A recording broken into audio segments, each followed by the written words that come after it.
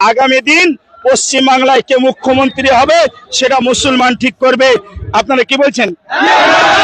পশ্চিম বাংলার কোনো শাসক দলের নেতা ব্রিগেডের ময়দানে ভাই গীতা পাঠে অংশগ্রহণ করেনি। পশ্চিম বাংলার শাসক দলের কোনো নেতা মাননীয় মুখ্যমন্ত্রী মমতা ব্যানার্জিও গীতা পাঠে অংশগ্রহণ করেনি। কিন্তু তারা ঠিকই ফিরহাদ হাকিমের সঙ্গে মসজিদে গিয়ে নামাজ পড়বে, ঠিকই ফিরহাদ হাকিমের সঙ্গে মসজিদে গিয়ে নামাজ পড়বে। আর এদিকে মুসলমান সম্প্রদায় কি বলছে যে এবার মমতা ব্যানার্জিকে দেখিয়ে দেবে যে সরকার তারাই গঠন করবে পশ্চিম বাংলাতে, আর কেউ গঠন করতে পারবে না। মাননীয় মুখ্যমন্ত্রী মমতা ব্যানার্জিকে একটা কথাই বলবো আমরা জাতি বর্ণ নির্বিশেষে এক হতে চাই। গীতা পাঠ দিয়েছে বলেই কি বিজেপি দিয়েছে?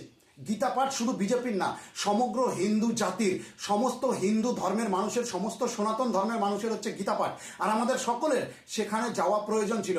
পশ্চিমবাংলার শাসক দলের একটা মানুষের অন্তত ওইখানে যাওয়া প্রয়োজন ছিল, কিন্তু কেউ যায়নি। ওই যে রাজনীতি করছে নরেন্দ্র মোদী, রাজনীতি করছে বিজেপি, জয় শ্রী রাম বললেই মোদীর অন্ধভক্ত, এই ধরনের কথা চলে আমাদের পশ্চিম বাংলাতে। আর ওদিকে হুমায়ুন কবিরকে সাপোর্ট করছে লাখ লাখ মুসলমান, একটা মুসলমানও নেই যে হুমায়ুন কবিরের বিরোধিতা করছে। কেউ কেউ বিরোধিতা করছে না, হুমায়ুন কবিরকে সাপোর্ট করছে। আর লাখ লাখ মানুষ ইট নিয়ে, মাথায় ইট নিয়ে চলে যাচ্ছে বাবরি মসজিদে দান করবে বলে। আর আমাদের পশ্চিম বাংলার হিন্দুরা এতটাই নিচে নেমে গেছে, রাজনীতি করতে করতে এতটাই নিচে নেমে গেছে যে তাদের সনাতন ধর্ম যে সেটাকে ভুলে গেছে তারা, সেটাকে ভুলে গেছে তারা। যে কেউ পারছে ভগবান রামকে অপমান করছে, ভগবান শ্রীকৃষ্ণকে অপমান করছে।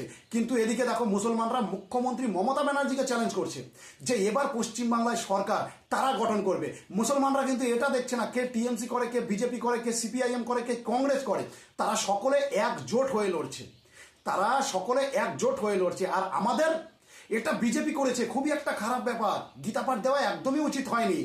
আচ্ছা, এই ধরনের কথাবার্তা যারা বলে তারা কি আদৌ সনাতনী হিন্দু? আমার তো মনে হয় না ভাই, আমি ক্লিয়ার বলছি, আমার তো মনে হয় না যে তারা সনাতনী হিন্দু। যদি সনাতনী হিন্দু হতো তাহলে এই গীতা পাঠকে একদমই বাজে একটা ব্যাপার এই কথাটা বলতো না, এই কথাটা অন্তত সে বলতো না। সে যায়নি ঠিক আছে, কিন্তু গীতা পাঠকে বাজে ব্যাপার কিভাবে বলতে পারে? কিভাবে বলতে পারে যে বিজেপি রাজনীতি করছে গীতা পাঠ নিয়ে? আরে ভাই, রাজনীতি ছাড়ো।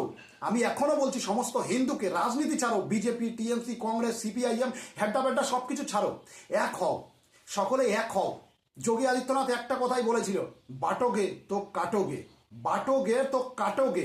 মুর্শিদাবাদে যেই ঘটনা হয়েছিল, ধুলিয়ানে যেই ঘটনা হয়েছিল, মালদাতে যেই ঘটনা হয়েছিল, সেই ঘটনা আবারও ঘটতে পারে, কেউ ঠেকাতে পারবে না, সেই ধরনের ঘটনা আবারও ঘটতে পারে।